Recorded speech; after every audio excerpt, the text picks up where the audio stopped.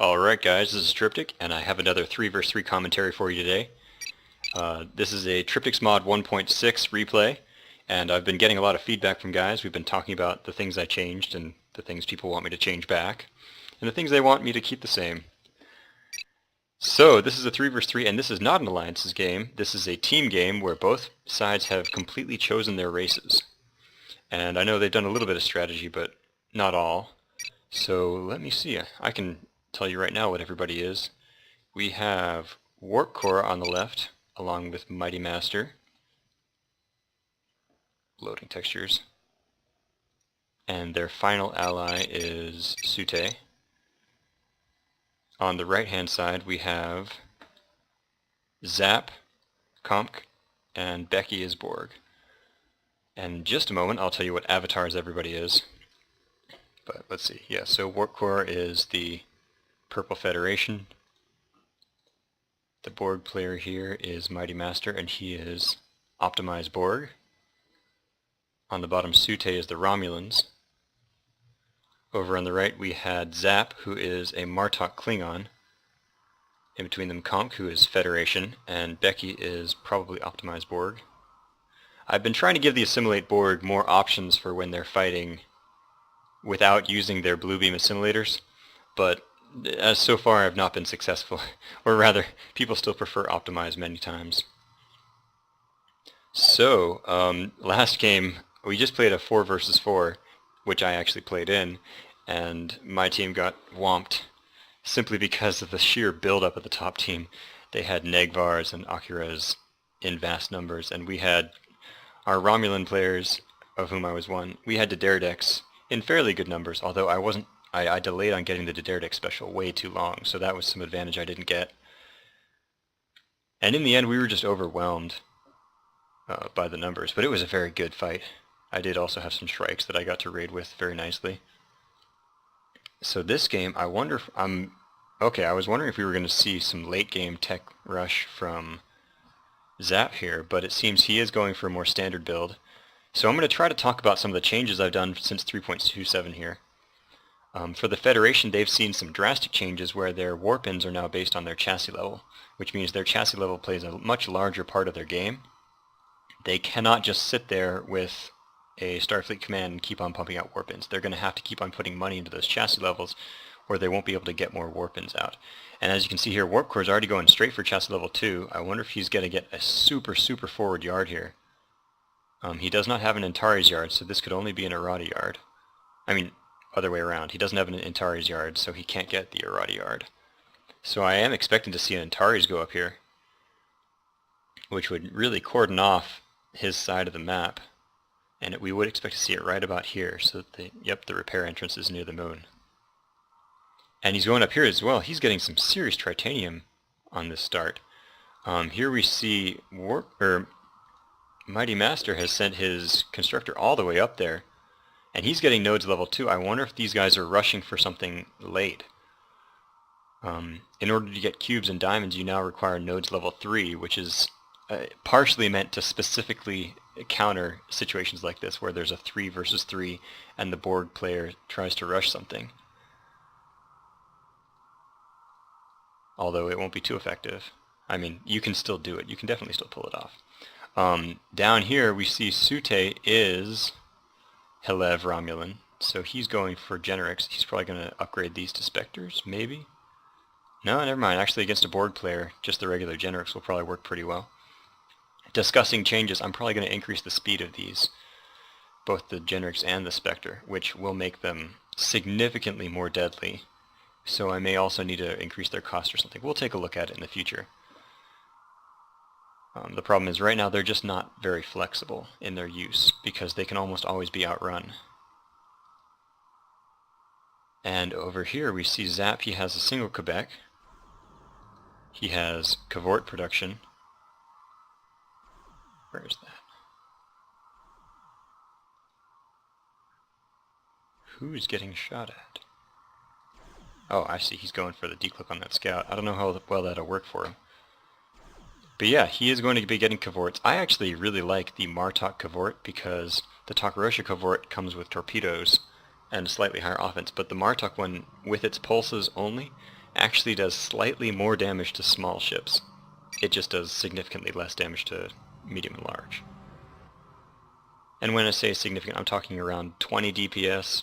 It's like 21 DPS for the Martok versus small, and 20 DPS for the Takaroja versus small, and then like a difference of 4 or 5 DPS against the others. So the Takaroja one definitely has more livelihood. This is a Mason Federation, and WarpCore is also Mason. So I don't see, I wonder if Kamk is going for his Starfleet command soon, because I don't even see, okay, he does have his Antares Yard. He's getting chassis level 2 as well. So he could either be going for Irati, or no, there's a Starfleet command. It seems these guys are very laid back, playing a very open economy game. Maybe they've realized that the Borg player on the left is saving up for something special. It looks like a bit of a ninja expansion here by Sutee is getting shut down, and these early interception cubes are going to rip through his constructor. He has the generics, and if he could upgrade those to Spectres, they'd do very nicely against the Scubes. They'll still do pretty nicely, as you can see. The stats, the physical statistics on the Scube are a bit better, but these generics can cloak out. They're not going to die. However, you also have the issue that you can see the generics are going to automatically target the probe, which has a very high mischance for them. Why is it not? Okay, that took a very long time to cloak. So this is a bit frustrating for Sutee. As his ships, he'll have to manually order them to target the Scubes if he wants them to, otherwise he'll just have to kill that probe. And one little monsoon from Kamk, so you can see they're really focusing this down, although...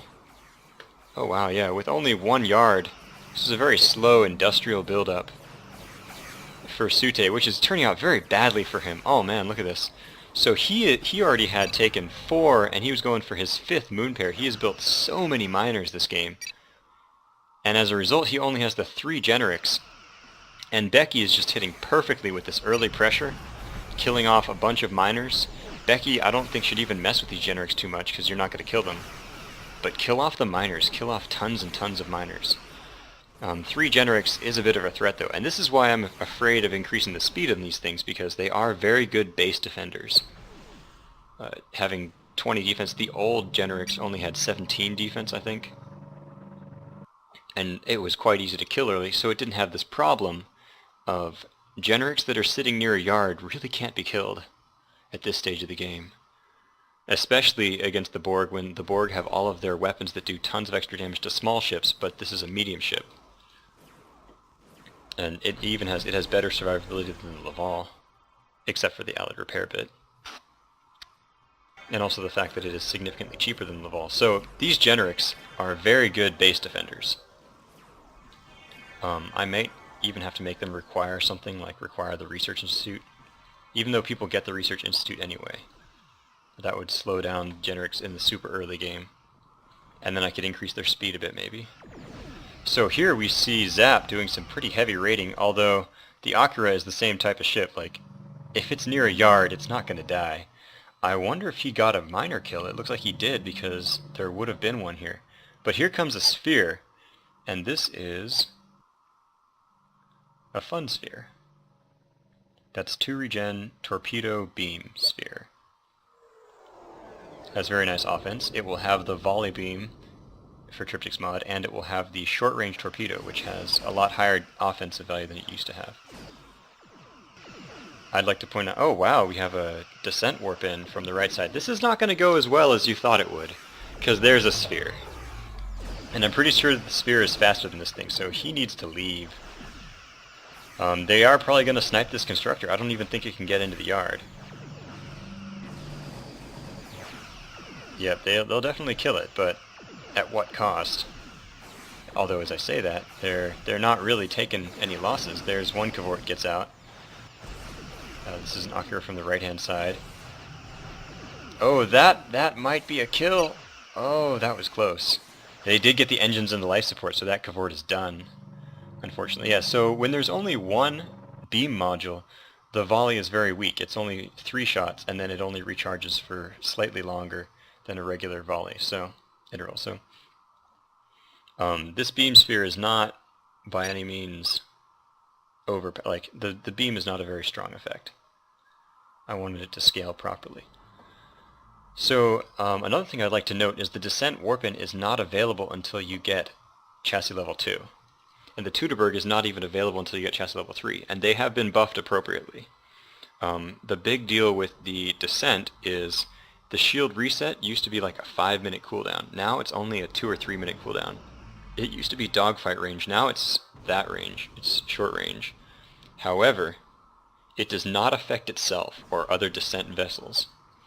So you can't just call it in and then use the shield reset as a second life for itself. It does have to be used on other allies. However, if you use it on allies, you should find it to be much more effective. And I might lower the supply cost from 20, because it is 20 right now. It should be 20. I don't know why it doesn't say that. I'll have to go check. Oh yeah, cooldown decreased to 3 minutes, where it used to be 5 minutes. Yeah, I'll have to check that, because it used to cost 20 supply, and I'm considering lowering that as well, because I want to see people use it more often. But it scales based on the strength of the ship you're buffing, obviously, because if it has 32 defense, then you get 32 defense worth of shields. If you use it on something like a Dideridex with 80 some defense, then you got 80 some defense worth of hit points. And here we see a massive fleet from Beki. Look at all these cubes, this is incredible. The Generic still makes it in, and so Beki is going to run for her life. This is very bad with this sphere here. In fact, I think the Romulan scout or something, somehow this got scouted, because this sphere and these the Generics have been sitting here anyway, but this sphere was in a perfect system, just a perfect position to stave off this Skube fleet. And if this Skube fleet had gotten in there with remodulate drones and an EM, they really could have done some damage to these Generics. And there we see a Borg miner taking some damage. It has less hit points, but it can regenerate now, so it's not in any danger. And what do we see fighting here? Okay, there's a scout getting knocked around a bit. Zap decloaking out here for combat, and there's no...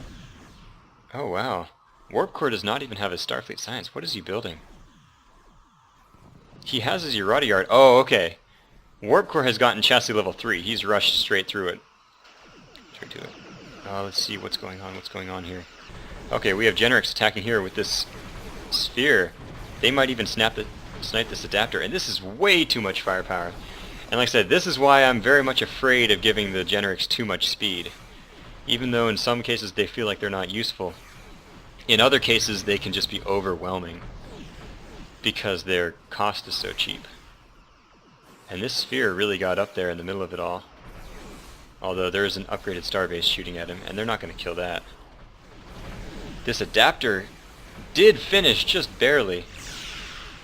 I'm going to go look at... Oh, I see. They used the Generic Special to disable its weapons. I'm going to go look at this fight now.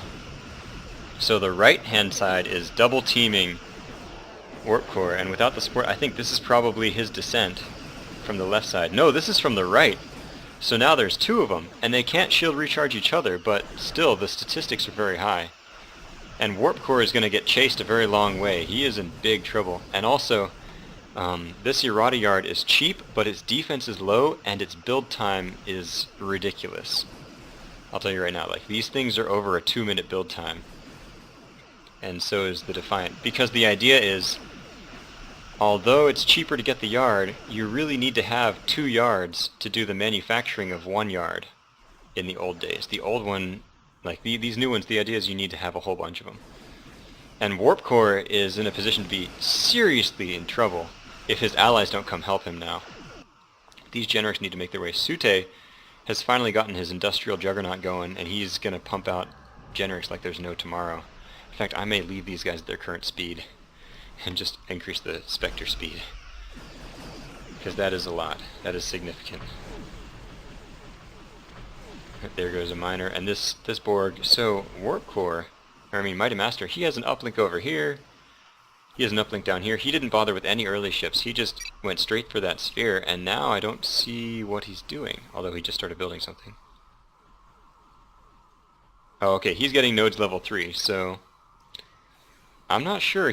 I wonder if he's been feeding his allies, or if it's just the incredible tech cost. But it looks like WarpCore and he both have been really going for their late game tech. while Sutee handles the industrial side of this.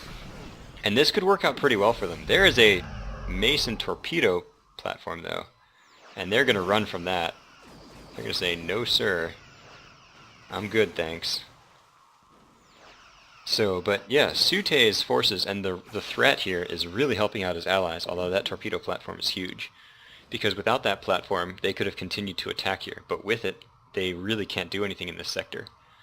And production-wise, Kamk he has his 2 descents still.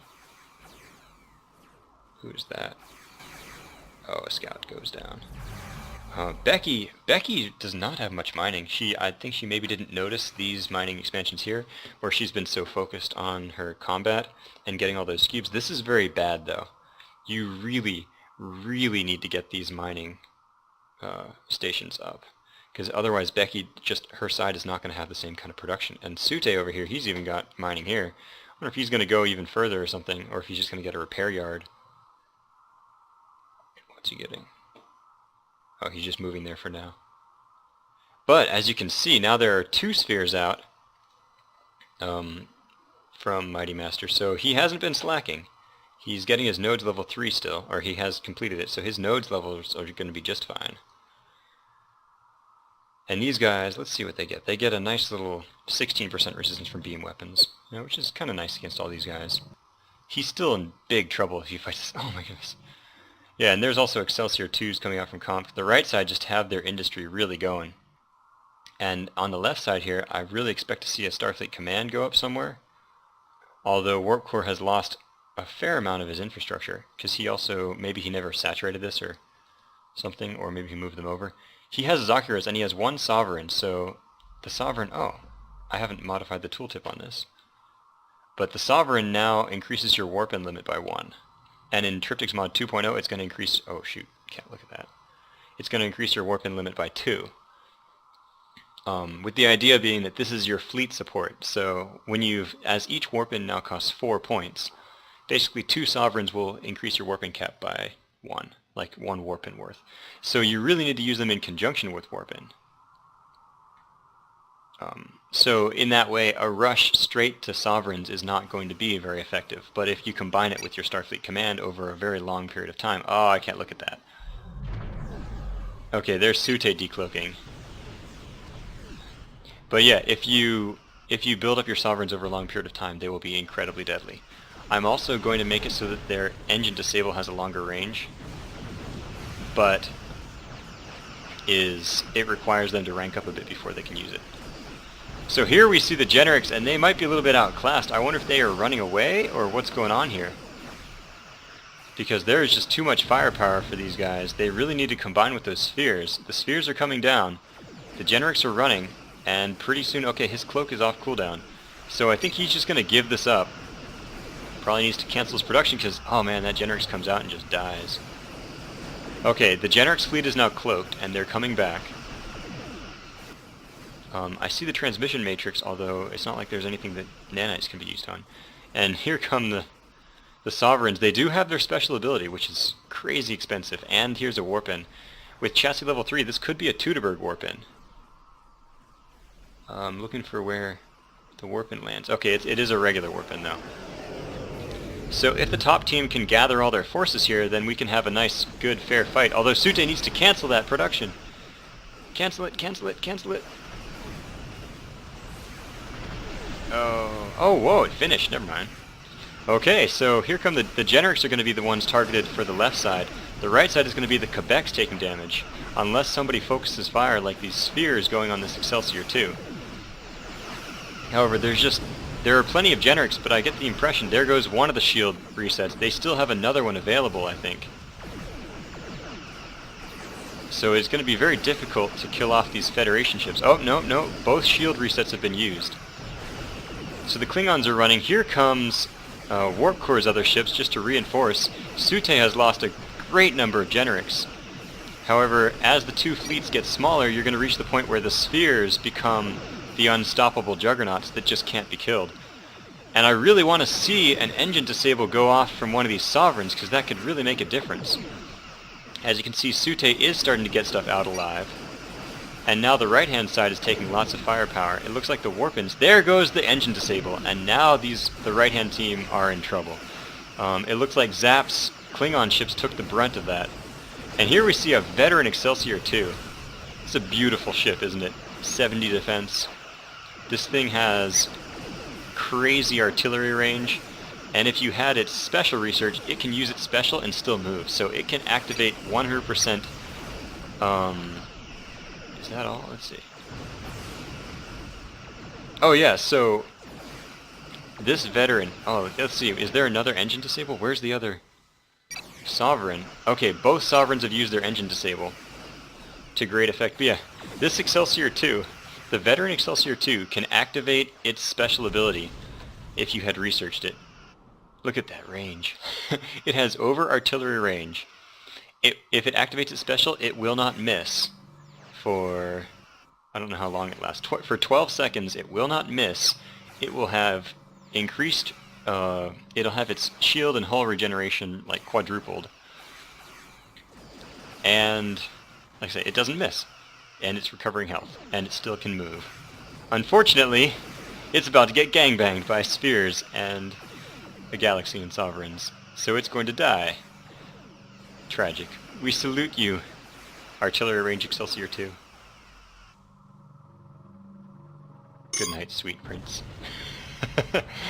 And Kamk is rather upset about his veteran E2. So let's look at the status here. This yard's getting repaired. The the Romulan fleet is in a bit of disarray right now, although he does have 3 yards that he's going to start producing out of. And he didn't really lose, he lost like 1 miner. So, but he did lose the bulk of all those generics. Which is the thing with generics, you know, with those fleets of smaller ships. Now it looks like Zap has been producing very consistently. I wonder if he's moved up. There he goes. He's moved up to a battle yard and he has some Kadouj. There's his ally's platform is here and could upgrade very quickly. Because now the Sovereigns are going to start racking up. Like, even though their build time... The other thing is, because the Sovereign's build time is so long now, it really doesn't take many resources to produce these. I mean, they cost like 900 dilithium every like 2.5 minutes almost. So, and they do have the ridiculous stats, even as Mason. There's 49, the standard is 46. They're very hard to kill. And here come the Klingons, but the Klingons are going to decloak, and he can use his engine disable right now if he's paying attention. There it goes. Oh, and they weren't finished decloaking yet!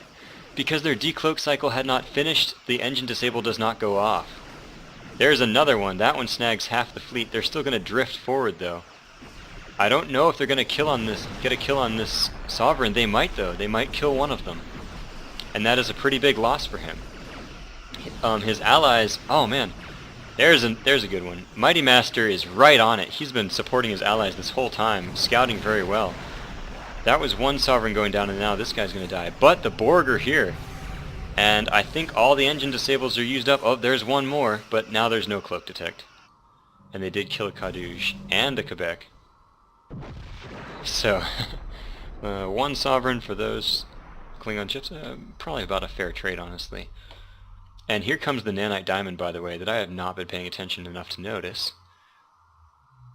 Here comes 2 Nanite Diamonds. Did these guys just start feeding him like crazy? I don't know. But yes, while we haven't been paying attention to Mighty Master over here, he has racked up a ridiculous number of CCs. He has spent all his supply and gotten 2 Nanite Diamonds on top of his 2 spheres. Here we see Sutee raiding an enemy sphere, and he is going to kill it. Oh man. Beki is not going to have any ships. It's the CCs that really hurt here. Even though it's, you know, it isn't building, so not all the resources are lost. The CC loss will be tremendous.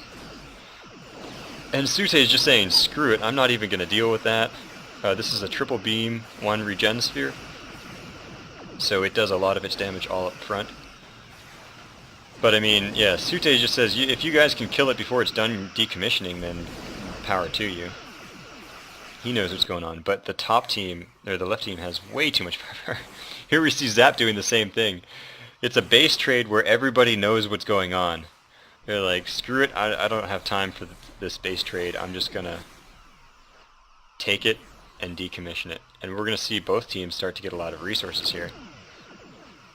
Like, yeah, now Sutee has all these resources he can't really use. And he probably, I don't think this fleet is gonna stop. Kamk now has 3 descents, all of them ready to use their special.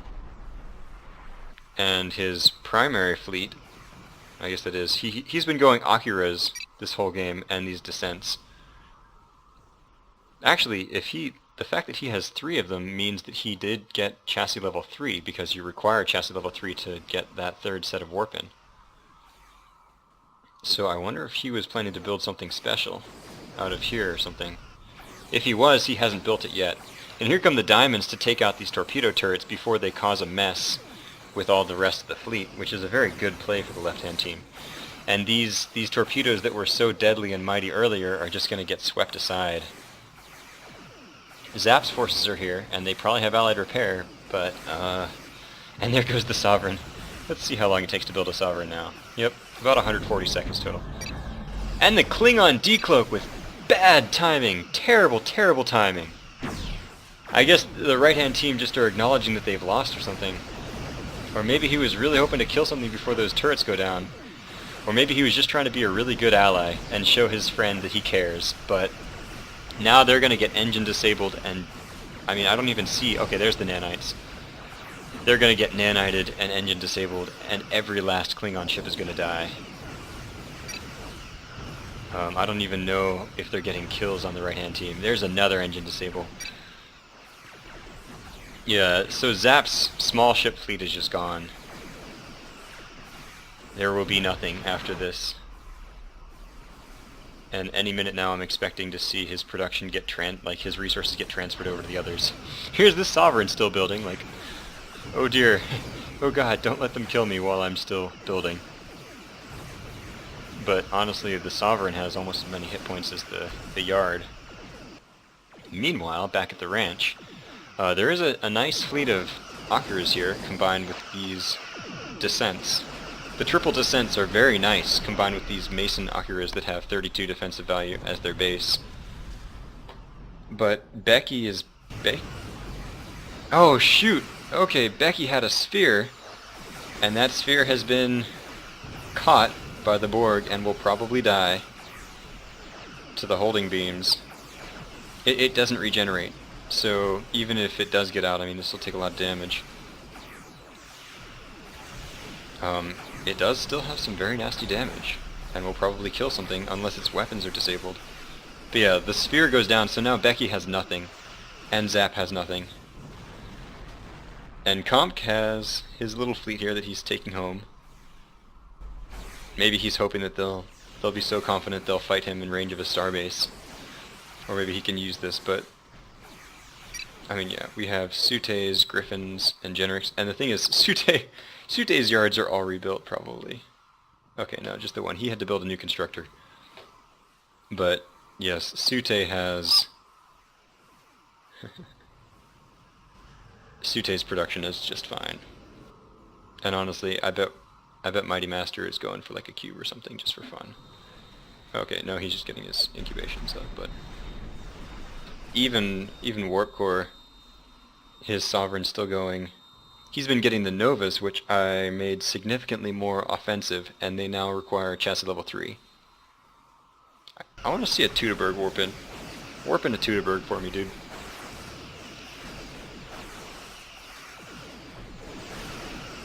Yeah, here we see Kamk coming to attack, but the Borg ships are in the offensive position, and you just see the amount of damage that's going to go down on these guys is so sick. And these Sovereigns are so deadly. And yeah, Kamk is calling up the GG.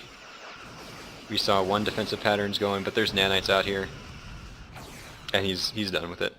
So that was a very interesting game. I think the fact that Beki didn't expand her mining and also lost that sphere really hurt them. But I think on the left, Mighty Master did a really good job of showing up right when his allies were getting attacked.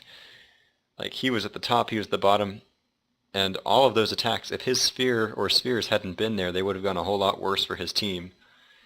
I don't know if they were scouting and communicating well, or if he just anticipated, or if it was just luck. But I think that's really what did it for the left-hand team. They always had their fleets combined. And every time, like I say, any of those times, if those spheres hadn't been there, the right team would have just knocked out a player or some yards. It was interesting to see the sovereigns because, like I say, I was considering making it so that the sovereigns cannot use their special until they rank up. But now I'm not so sure. I mean, I'll have to ask everybody what you guys think, because in this game he was starting to stack sovereigns in large numbers, and they were really helping him out because he could just engine disable, engine disable, engine disable. But at the same time, each one of these did cost him 900 and take like over 2 minutes to build, so maybe he deserved to have that. Maybe it's not overpowered. Whereas on the other hand, if I made it so they can't use the ability until it ranks up, he'd only have access to the disable from like 1 or 2 of these. Okay, now he'd have it from all of them, but he wouldn't have had it when he really needed it. And if I did make it that, I would also make the range a whole lot longer. So I'll have to ask you guys that. Let me know on the forums if you have an opinion. So I'm going to go join these guys in their TeamSpeak channel. This is Tryptic signing off.